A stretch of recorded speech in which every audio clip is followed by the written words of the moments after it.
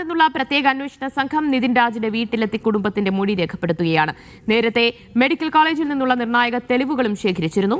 CCTV ദൃശ്യങ്ങളും രേഖകളുമാണ് പ്രത്യേക അന്വേഷണ സംഘം ശേഖരിച്ചത്.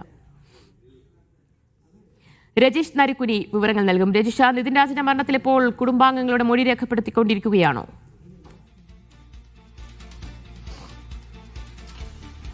അന്വേഷണ സംഘം ഇപ്പോൾ നിതിൻ രാജിന്റെ വീട്ടിലെത്തി മൊഴി രേഖപ്പെടുത്തിക്കൊണ്ടിരിക്കുകയാണ്. ചക്കരക്കൽ CI ഫക്രുദ്ദീന്റെ നേതൃത്വത്തിലുള്ള 4 അംഗ സംഘമാണ് വീട്ടിലെത്തി മൊഴി രേഖപ്പെടുത്തിക്കൊണ്ടിരിക്കുന്നത്. വനിതാ SI സീനിയർ പോലീസ് ഓഫീസർ അടക്കമുള്ളവർ ഈ സംഘത്തിലുണ്ട്. അവർ മൊഴി രേഖപ്പെടുത്തും. വിശദമായ മൊഴിയാണ് നിതിൻ രാജിന്റെ കുടുംബത്തിന്റെ രേഖപ്പെടുത്തുക.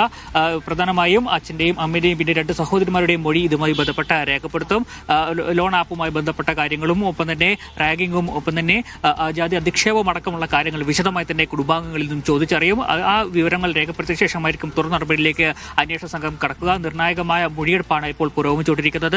ഏകദേശം 1:30 കൂടിയാണ് അന്വേഷണ സംഘം ഇവിടെ എത്തിയത്. ഇപ്പോൾ മൊഴിയെടുപ്പ് തുറന്നുകൊണ്ടിരിക്കുകയാണ്. ഏകദേശം 1 മണിക്കൂറോളം ഇനിയും മൊഴിയെടുപ്പ് നീണ്ടുപോകാനാണ് സാധ്യത എന്നാണ് നമുക്ക് അറിയാൻ കഴിഞ്ഞിട്ടുള്ളത്. എന്നാലും നിർണായക മൊഴിയെടുപ്പാണ് ഇപ്പോൾ നടന്നുകൊണ്ടിരിക്കുന്നത്. കുടുംബത്തിൽ ഉന്നയിക്കുന്ന ആരോപണങ്ങൾ കൃത്യമായി തന്നെ ഇതുമായി ബന്ധപ്പെട്ട് അന്വേഷണ സംഘത്തെ അറിയിക്കും. അവർ ഉന്നയിക്കുന്ന ആരോപണങ്ങൾ, അവർ നേരിട്ട ഓഡിയോ സന്ദേശങ്ങൾ, അവർ കേട്ട പുറത്തു വന്നിരിക്കുന്ന ഓഡിയോ സന്ദേശങ്ങളെ പറ്റിയുള്ള വിവരങ്ങളും കുടുംബാംഗങ്ങൾ അന്വേഷണ സംഘത്തിന്റെ മൊഴിയായി നൽകും. ഇനി ഏതെങ്കിലും പുറത്തു വരാത്ത ഓഡിയോ സന്ദേശമുണ്ടെങ്കിൽ അക്കാര്യവും അന്വേഷണ സംഘത്തിനെ അറിയിക്കുമെന്നാണ് നമുക്ക് അറിയാൻ കഴിഞ്ഞിട്ടുള്ളത്. എന്നാലും ഇപ്പോൾ നിതിൻ രാജിന്റെ വീട്ടിൽ അന്വേഷണ സംഘം എത്തി ആ മൊഴിയെടുപ്പ് നടന്നുകൊണ്ടിരിക്കുകയാണ്.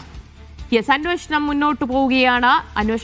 പ്രത്യേക അന്വേഷണ സംഘം ഇപ്പോൾ തിരുവനന്തപുരത്ത് നിതിൻ രാജിന്റെ വീട്ടിലെത്തി മൊഴിയെടുക്കുകയാണ്. രജീഷ് നരിക്കുനിയാണ് വിവരങ്ങൾ നൽകിയത്.